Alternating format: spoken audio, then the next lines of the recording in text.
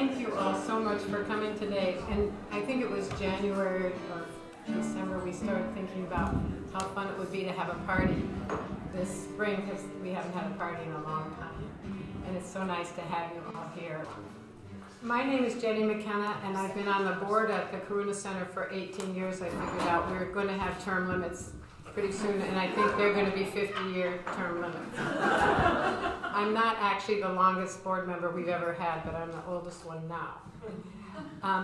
It's my job just to say hello and welcome you, and I always like to read a little bit from the mission statement, because if any of you has been in an organization, you know it can take weeks and years to write your mission statement, and then it's out of date. And so this is from this part of the most recent one. We bridge deep divides to transform violent conflict, to foster reconciliation, interrupt cycles of violence, and strengthen community. I always like to say too, and this is part of it, we support people's own efforts to discover their shared capacity for building peace. We're always trying to write about what we do, and it's really hard, and I was thinking about why is it so hard? And I think it's because the work is very subtle and profound, and every single group that comes together with any of us at the helm, anybody from our organization at the helm, really makes it their own. And so when we try to write down how you do it, it's really, there's something you can't describe that's coming around. And I was thinking about it early this morning when I woke up to count cookies, and I was thinking it's made of the, we have 1 million, which was the perfect amount.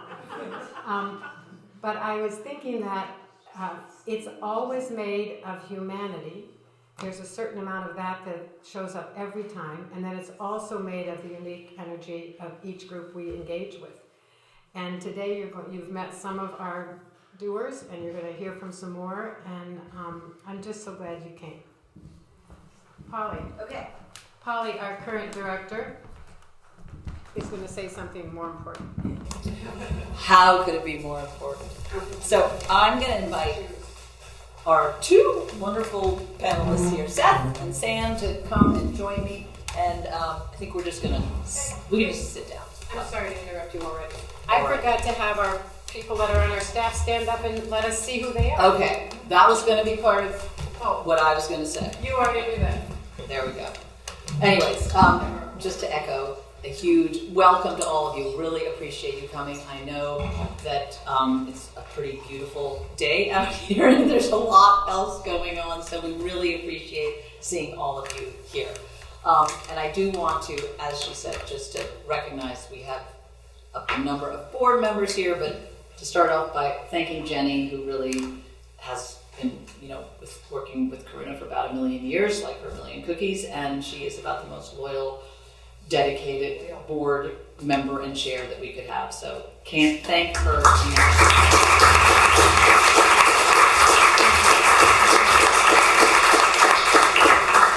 A well-deserved hand. And also to thank Debbie Schreiber and Joyce Raleigh, who have been part of the team of making this event happen. It's amazing. A little event takes a lot of work, and obviously this is a beautiful place to be, so to thank you both for your work.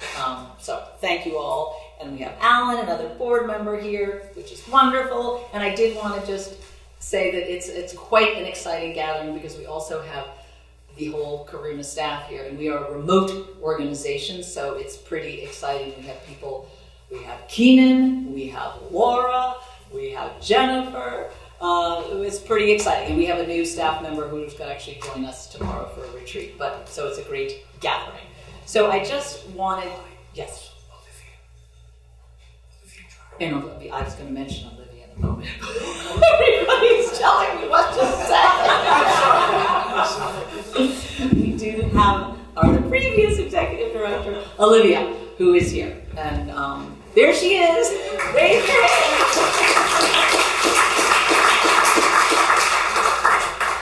So I just wanted to very briefly, for any of you who do not know the history of Karuna, just very briefly, it started in 1994. Paula Green was the founder. She was an activist, an educator, a psychologist, and many of you here probably knew or worked with her, had the pleasure of working with her personally. But she began this work post-genocide Bosnia, sort of convening dialogues with groups of women, initially on one side of the divide and then across the divide, and the organization really, and the approach grew organically from there. And after 25 years of working internationally, this is really with Olivia and Paula leading the organization, working in almost 30 different countries, we felt it was imperative as of 2020 to be working here in the US. Karuna has already been working, Olivia in fact is managing a program focused on climate justice, but we just felt it was really important to be doing more and not just be marching off to Ethiopia or Nigeria leading peace-building programs. So that is the theme of today's talk, about bringing the lessons home. And so the idea here is to really illustrate how dialogue, which is really core to Karuna's work, what it looks like in different situations. It's very different. And one of the things you may have all, I think we all hear a lot about dialogue. Dialogue is being used to refer to in sort of many different kind of contexts, and it's a bit blurred in what people mean by it, because people use dialogue to refer to a lot of different approaches and ways of bringing people together. But for Karuna, its dialogue is never an end. I'm just going to say a few things. It's just never an end in and of itself, but it's part of a broader fabric of initiatives. It's just not, we don't just do dialogue and walk away. And it's really, the other key thing is the reason it is so different is it's really tailored to the specific dynamics of any given situation. So it does look incredibly different. And the other key attribute, I think, is that to do it well, it takes a lot of work. It's not something that you just rally people together. You know, in some years, in the country of Colombia, for instance, years of preparation of trying to get people around the table. So all to say, a lot of what people see, they don't even see a lot of the work that has to happen. So we're going to hear today about different uses and approaches to dialogue. And our two speakers are going to talk about our work in Nigeria and Rwanda and here in schools in Western Mass. And before I introduce them, I'm just going to give you a very brief background on these two programs. I'm going to start with the Brave Schools program, which stands for Building Resilience Against Violent Extremism in Schools.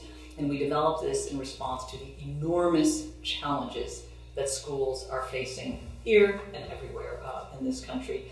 The obviously increasing mental health challenges, more exposure to and vulnerability to hate groups, and as we all know all too well, the tragic increase in school shootings. So the program uses a kind of a whole of school, multi-pronged approach to both middle and high schools to proactively engage both students and staff to sort of building the capacity of staff to be able to recognize signs of students who may be falling into the dark web of hate groups, et cetera, and how to respond to them. And also to be engaging students in developing a sort of a broader support to building resilience against violence in the schools.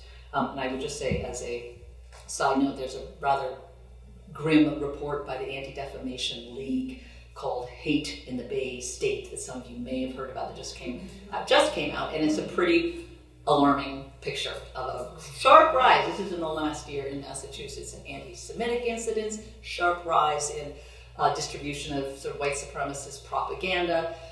It's rather grim, and we've actually seen some of this reflected in the schools, so it kind of underscores, I think, the importance and need for it. The other program is in Nigeria. It's called Protecting Our Communities, which is now in its 5th year, and it's been a hugely successful program addressing the farmer-herder conflict in Nigeria, which is a key conflict issue in Nigeria. And it works at building the capacity of local communities and community leaders to mitigate and prevent tensions from erupting into conflict and violence. And it's been quite successful in doing that. Most of it's, and you're going to hear more from Seth, but like many of Karuna's programs, it's part of a multi-layered approach where there's the training of the dialogue facilitators, there's support in the mental health, psychosocial areas, there's work with media, and there's work with advocacy, the government. So it's kind of it's a multi-pronged thing. So in brief, clearly the issues in the public schools here and those in rural Nigeria are quite different. But they both include this important use of dialogue, though in different dimensions, integrated with other approaches, which, as we hear about, can be extremely effective in both early warning and in mitigating conflict.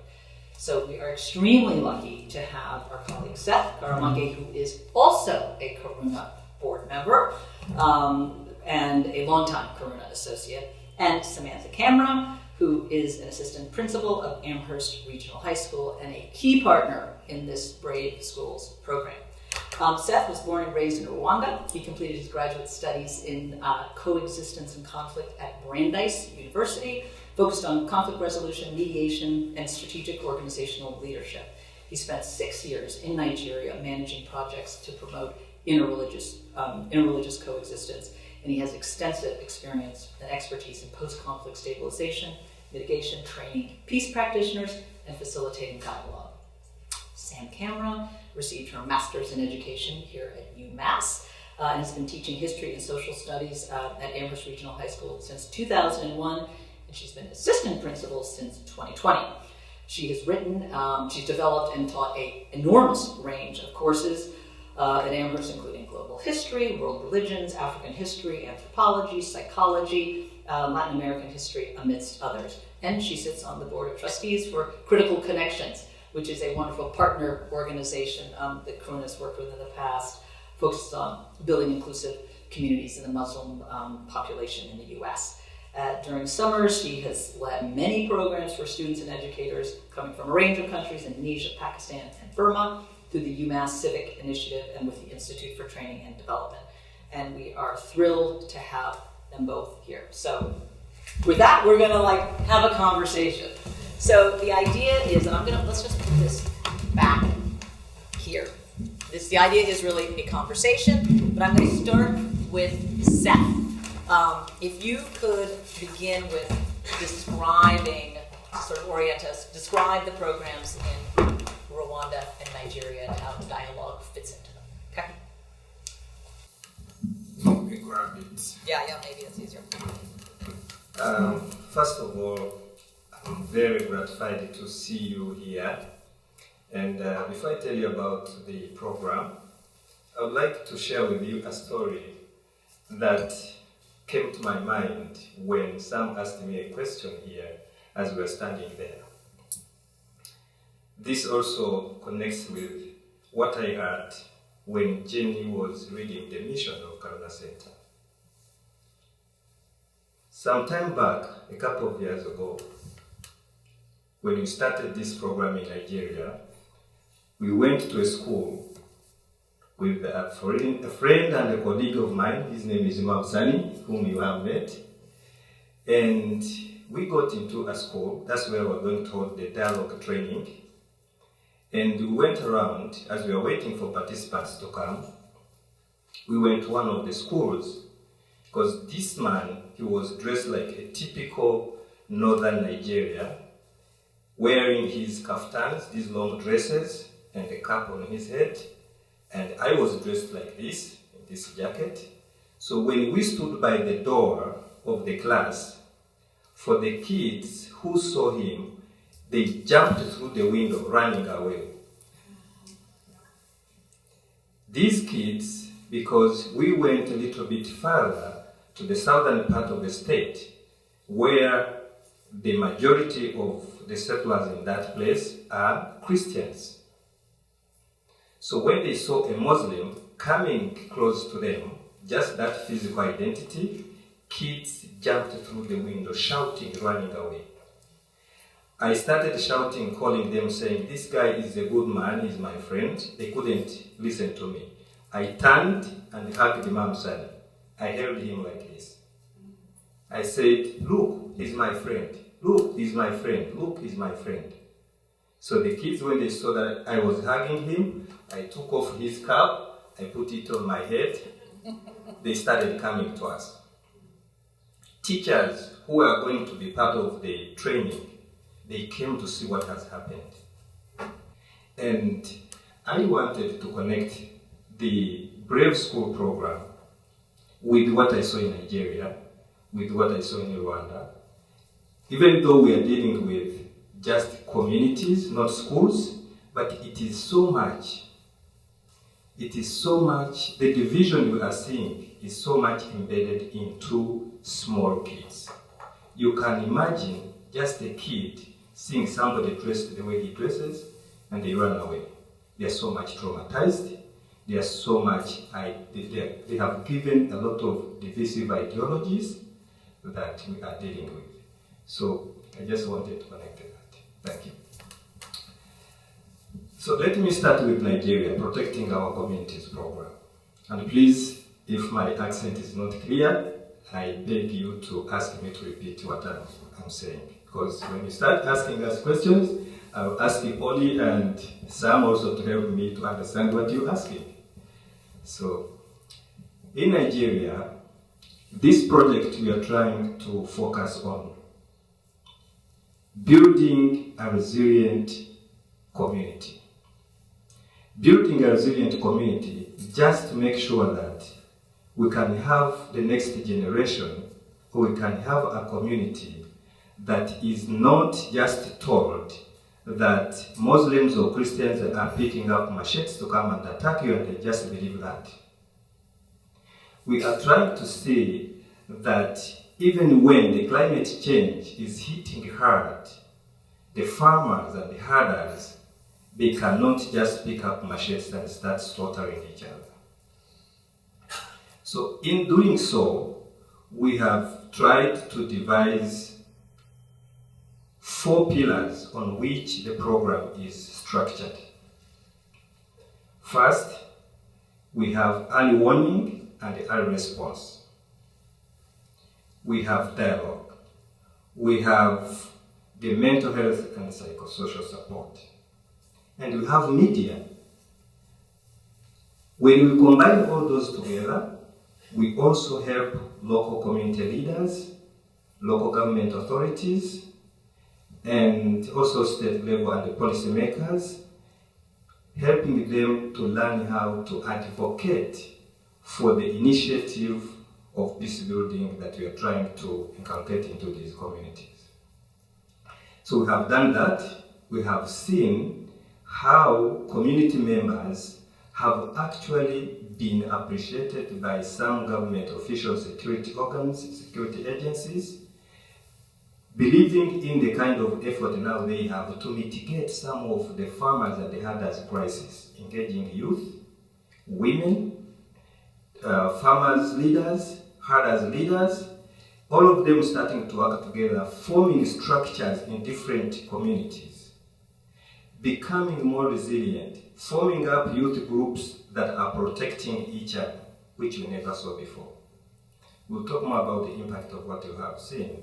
But that's what we are trying to do in Nigeria, to make sure that when they hear about some information, because people who have that less critical thinking and people who are so much inculcated with divisive ideologies, they are easy to manipulate and mislead.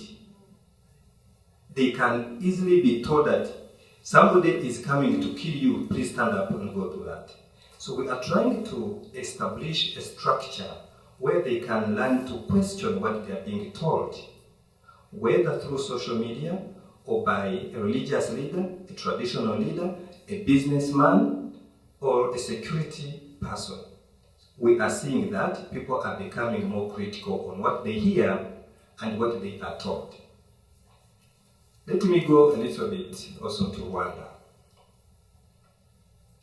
I hope there are some people who have heard about Rwanda. Rwanda is a country that is emerging from the ashes of the genocide against the Tutsi. This is a country that is trying to rebuild itself, but rebuilding itself from a long history.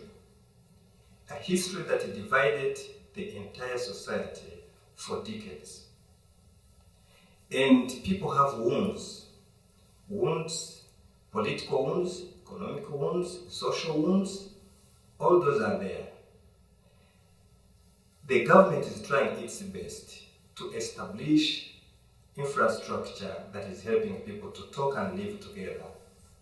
But you find that the challenge is at the grassroots level, where the survivors of the genocide former perpetrators and the children that are born from those people have no place to keep, talking about the reality they faced, and how can they prevent that not to happen again.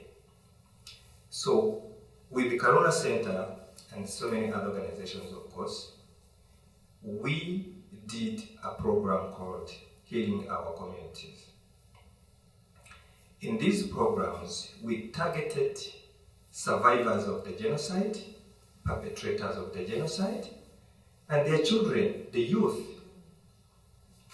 making sure that we create platforms, forums, of where at their community levels they can sit and talk together, giving them skills of listening to each other and understanding that beyond the violence that happened, they can still survive and live together. We saw that. There's a lot of testimonies. They are on Corona Center's website. But the good thing, it was so interesting and pleasant to see a perpetrator hugging a survivor of genocide. Somebody knowing that this person is the one who killed my husband, and today we live in the same community. It is very difficult for the perpetrator himself or herself to believe that if he confesses, will be accepted in the community. Putting a platform like that, training people who will keep on facilitating those dialogues is a challenge, but at some point we got it. And we have seen kids of the perpetrators actually now feeling accepted in schools and stigma and stereotype getting reduced.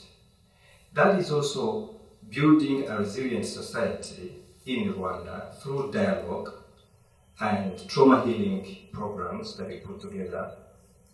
So we tried that. We saw it working in some places. Maybe it may also stop here. Yeah. Okay. So. Thank you. We'll hand it to. I don't know what makes the read. Look, it comes too close. Too close to We this. can turn it down. We can turn it down a little bit. Do you need the microphone for the recording? Because my voice is quite loud. But that's the recording mic. That is. Yeah. So I don't necessarily need those. You just need to. Okay. Okay. People say yes. Okay. So Sam, over to you. I think we talked about this before, but I think talking first of all to give the sort of the context of the challenges, what you're facing in your school and schools more generally, and then a little bit about how this program responds to it and fits in. Okay. So Seth, thank you for all of that, all of those stories. I think Jerry is working on the sound. Is that the right loudness? You said master. Okay. It's called master. Okay, it's called Master apparently. I do also want to acknowledge Jennie's comment about this being a party, which I just like, that's just sitting with me in this really nice way, because the topic is, there's a level of intensity here, and so I just I'm appreciating her perpetual positivity, and it is indeed a party, I suppose. Okay, so thank you, Seth, and thank you, Polly. Yes, we are facing a lot of things, and many of them are new things and many of them are not. And so I would say that there are two real challenges, and I'll start with sort of the older issues and then go into sort of more recent things that have emerged. I think students and schools sit inside their cultures. They sit inside of very complex societal challenges, and something that I've spent a great deal of time thinking about is violence and in schools and violence outside of schools. And I do think I've spent a great deal of time in my psychology and in my anthropology class teaching and talking about this. And in particular, my focus has been actually violent masculinity. And so I do want to acknowledge that moving forward, because it is indeed the challenge that we mostly experience in our schools, and it is about violent masculinity. And so, you know, because violence sits inside of our culture, that is brought into our schools. And so it's a much larger conversation. Sort of the origins of that violence are, you know, I'm not here to sort of lecture on that, but I will say that it rears its ugly head in Amherst Regional High School, as it does the middle school, as it does all of the schools in the Valley, in Montpelier, as Jerry was telling me earlier, in Vermont, and all, you know, it's everywhere. And so I want to just acknowledge that, and I think that culture can be very challenging, and in some cases it perpetuates itself. It shows up, in many schools it shows up on sports teams, and so for us, sports teams can be a real focus, and building rapport among students and mentorship programs with student athletes is pretty important. But the other thing that I can't help but notice, particularly with my work in Pakistan and Indonesia as well as Burma, that violence often emerges out, you know, from disconnection. And so when students are feeling disconnected, and they don't have one person that is sort of helping them through life, or they don't have, you know, a network of people that care deeply, and their role models are lacking, or they're suffering, or they don't have enough food, or they, you know, have, you know, food insecurity is significant there. So all of those things, I mean, food insecurity absolutely exists in our schools. And so when the sort of COVID-19 pandemic hit, it became very clear that we had this huge collection of students that weren't actually going to be able to eat. And so as a result, our schools came together and fed families, and not just students, 3 meals a day as a result of it. And so it's clear that a new version of our challenges emerged with the disconnection associated with COVID-19, and also remote school, right? And so we didn't expect it to be as challenging as it was. So for many kids, it was just kind of a nice break, and they got to go, like my son, fishing on a school day, right? But that's not the case for many, many students. And so with remote school, we stopped having these shared spaces. And it turns out for younger students, so for some older students, right, they had real memory and real understanding of what shared spaces are, and norms and values associated with those shared spaces.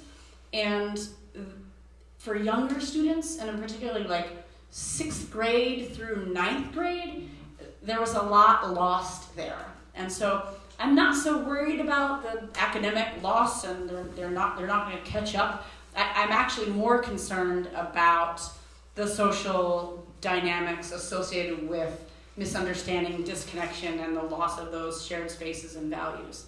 And so as a result, I think our Amherst Regional Schools has been working using restorative justice as a process for many years, and we've had some, you know, fits and starts and some false starts. And so the concept emerged originally actually when I was teaching criminology at Amherst High in 2002, and then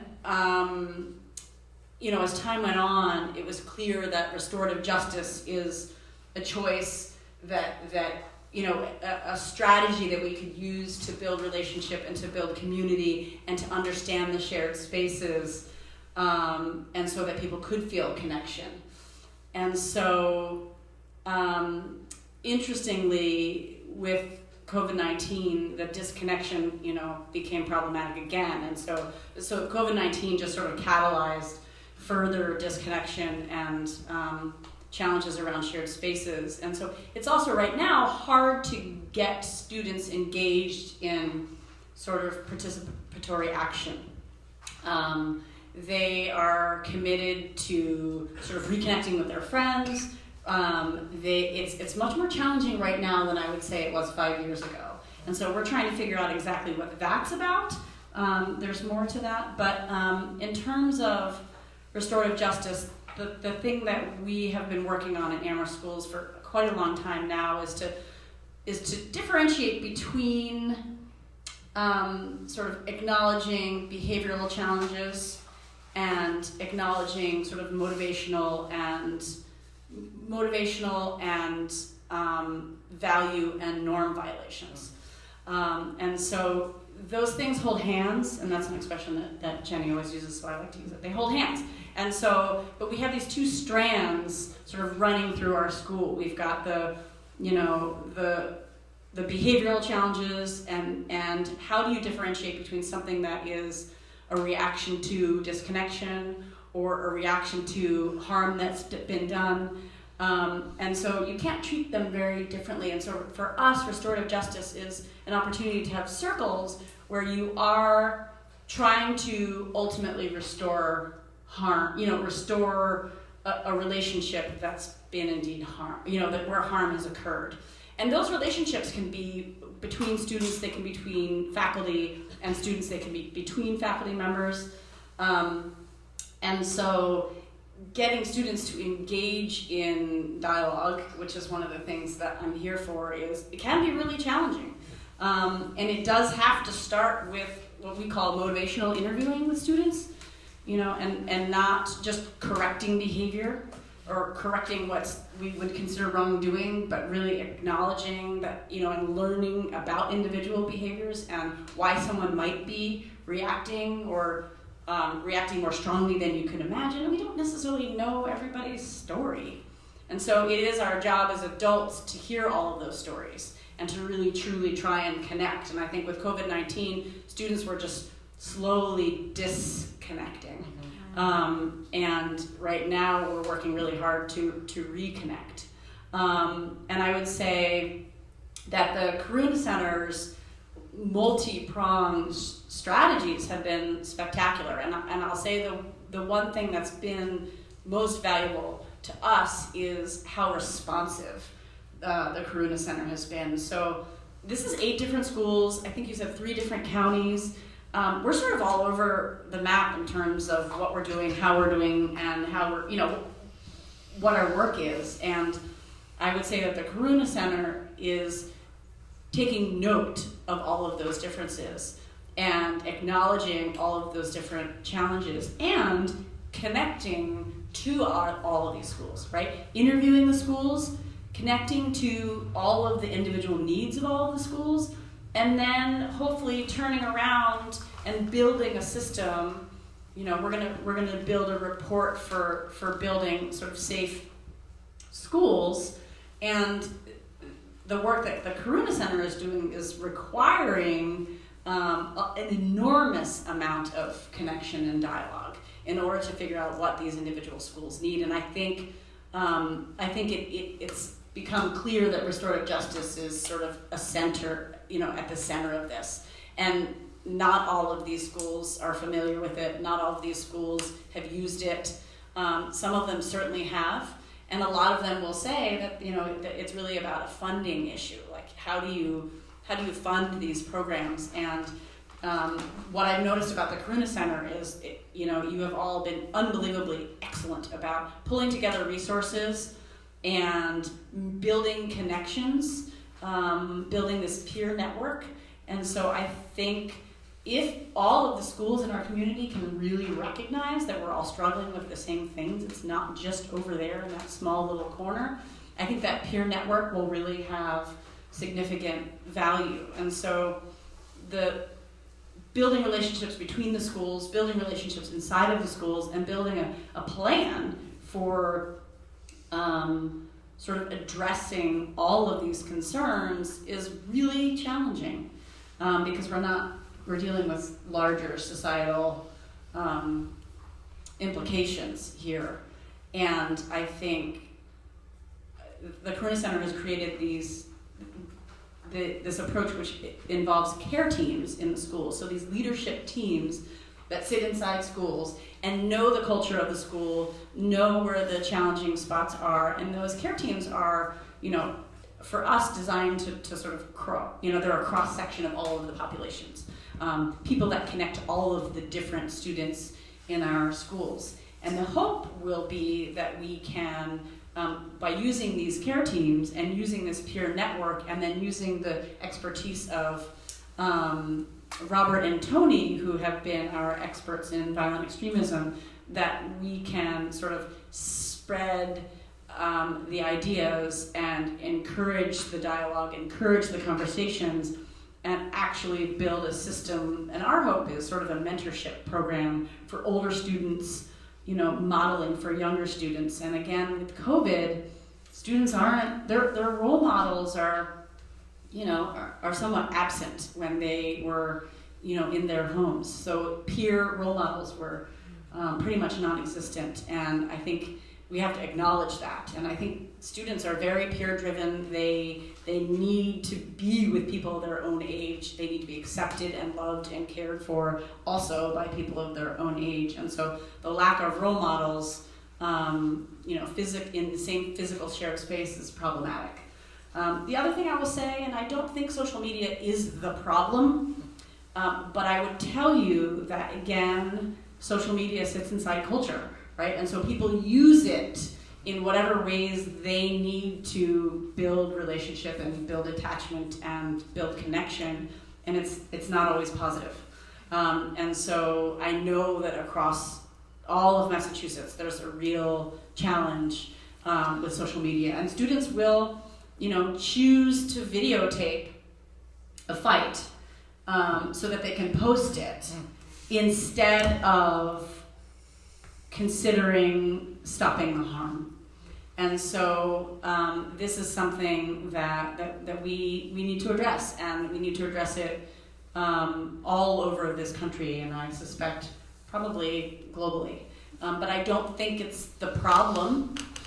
I think social media sits inside of a much larger problem. So obviously I could talk for 100 hours, but I do think that the Corona Center is bringing together all of these sort of constituents and all of these different schools in such a way that seeing where people are in their processes is really valuable. And it forces us to sort of think, okay, well, we made that decision, but that school made that decision. This is where our funding source is, but we don't have to use. So it's been really valuable, and it's bringing restorative justice sort of from the smaller picture in our school and broadening it to our larger community has been really important and valuable. So great start.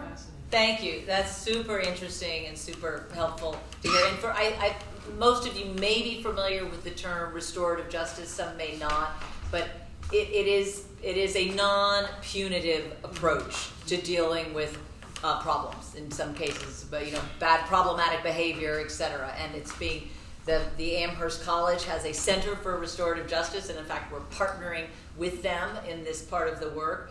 And some schools, it was interesting to Jennifer and I, and huge shout out to Jennifer Hallway, yes, who has been the person doing all of this, amazing work, because it's been an amazing amount of work to provide all the resources to these schools, to provide these connections at multiple levels, including this peer network between schools. But it was interesting to hear even middle schools how much interest there was in these restorative practices. So in a way, it's another it's dialogue at its heart is what it is. So hence the theme here is dialogue. I'm very aware of the time, and we are zooming along later than we'd intended. We welcome questions. I'm going to just start with one question for the both of them, and please raise your hands, and we're going to spend 5 minutes or so with questions, and then we are trying to wrap it up because we said we'd have you out of here before 4:30. So I just wanted to quickly have Seth, if you could talk a little bit about sort of the impact, and I'm thinking just even some little vignette stories about Nigeria, because we've seen some pretty powerful stories of the impact of this training of this whole the training of the mediators particularly, but at the local level that the program has had. So I think that would be helpful just to hear you say a little bit about that. And then please, raise your hand with questions and we'll just take a few questions. Okay? I will start with a quotation from the chairman of All Farmers Association of Nigeria from Benue State. He said, after we facilitated them through a couple of dialogue forums, he said, with his counterpart from the Herders Association. Herders are those who are known to be cattle rearers. He said, we have been called farmers and herders, but we no more want to be called farmers and herders, but farmers of Nigeria.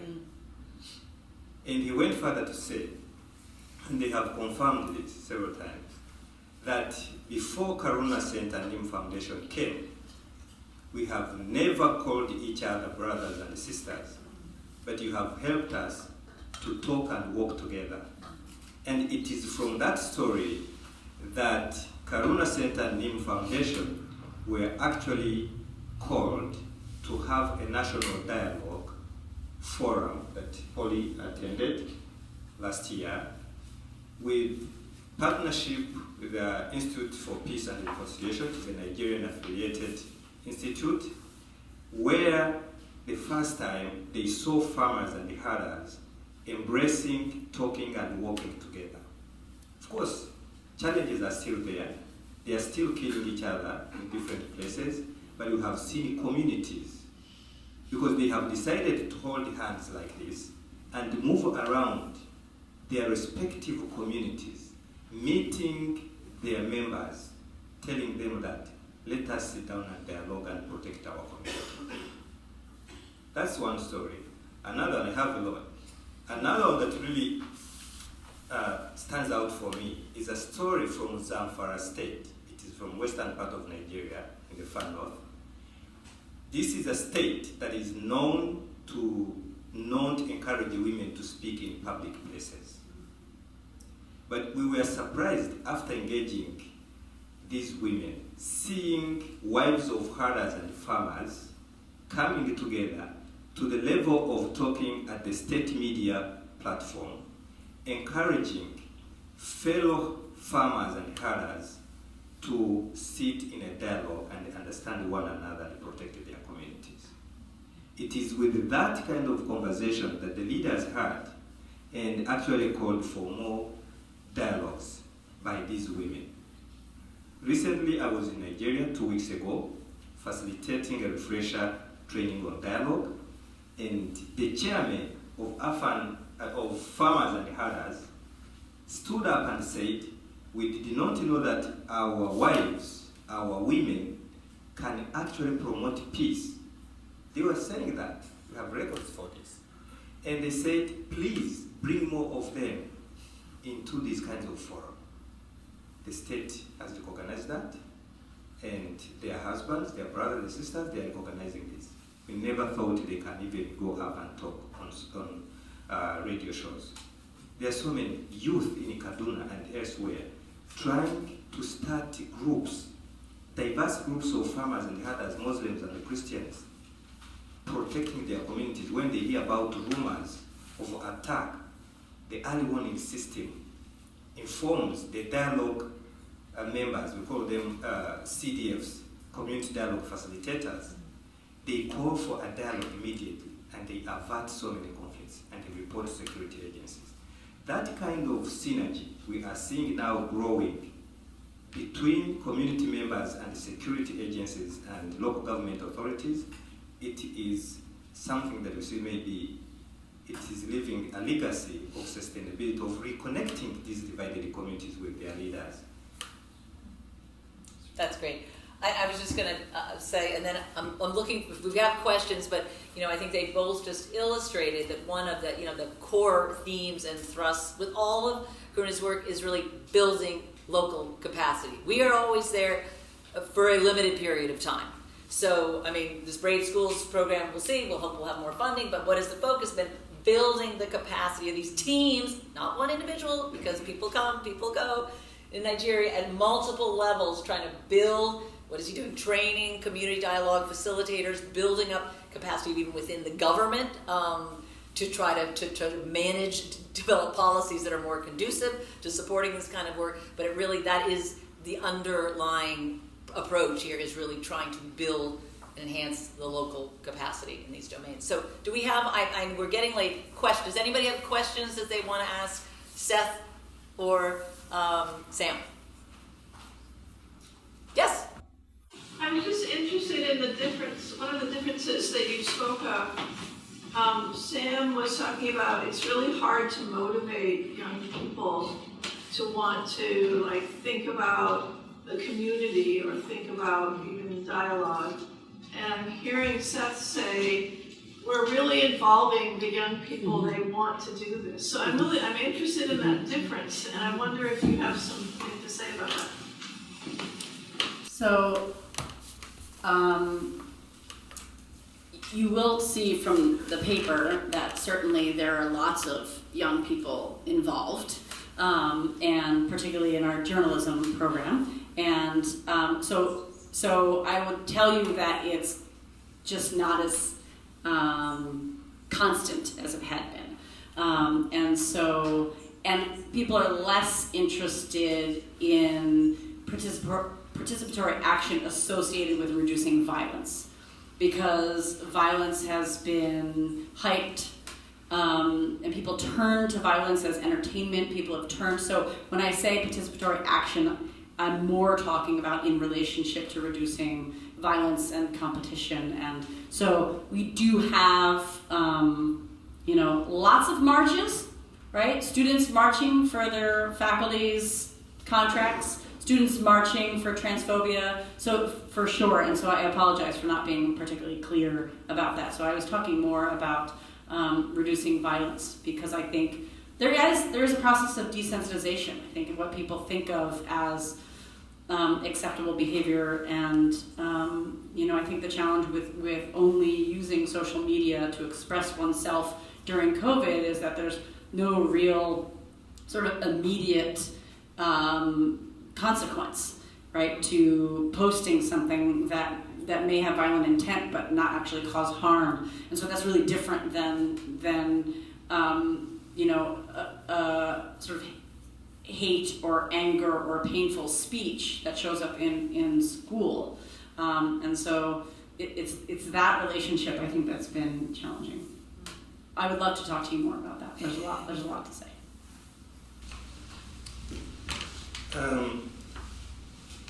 We are also involving and engaging the youth, and this doesn't mean that it's not challenging, but there's an approach we have employed that I think maybe is helping us to at least get some of their ears to listen to us and participate in these programs. And I can understand, because the audience we are targeting is quite different in age and where we meet them. But what is so important, we have seen so many, resistance, so much resistance with some youth, and some are radical, they are violent. But what do we do with our approach? The step of preparing them to participate into these forums is what is so complicated, but effective if you do it very well. Taking a time to target a participant who will attend a dialogue. You talk with that participant for almost a week. Mm-hmm. Having worked with a community leader, a religious leader, a local government leader, and they tell you this person on this particular issue, if it is an issue of land dispute, if it is an issue of farmers' herders crisis, if it is an issue of banditry, you need to engage this youth, and he's radical. So what do we do with the skills we give to these community dialogue facilitators and the early warning committee members is for them to be very patient, and to know that this is an agent of change who also is traumatized, affected with the past. So first, in one place of understanding that this person needs to be healed and needs to be told about the structure and the place so that he can feel that, yes, this is a place where I will feel safe enough and I'm going to be listened to and I'm not just seen as a violent person. It is quite challenging, but we try to use that, and you get some. Some do not come, but at least we see some that come and they become actually models for others, like you said, and they start reaching out to those that are resistant. In the next forums or gatherings, they start bringing those. Thank you. I think those were wonderful responses, and I think incredibly rich and incredibly deep, and I think really reflect that, as I noted in the beginning, it takes work. It takes a lot of work, like the preparation to engage people effectively at these very different levels. So I think those were great examples. I'm afraid I feel like it's time we have to wrap up, but a huge thank you to you both. And the good news is there's more cookies, right? There are more cookies and more lemonade. So, I hope you can stay a few minutes as Jamil wraps.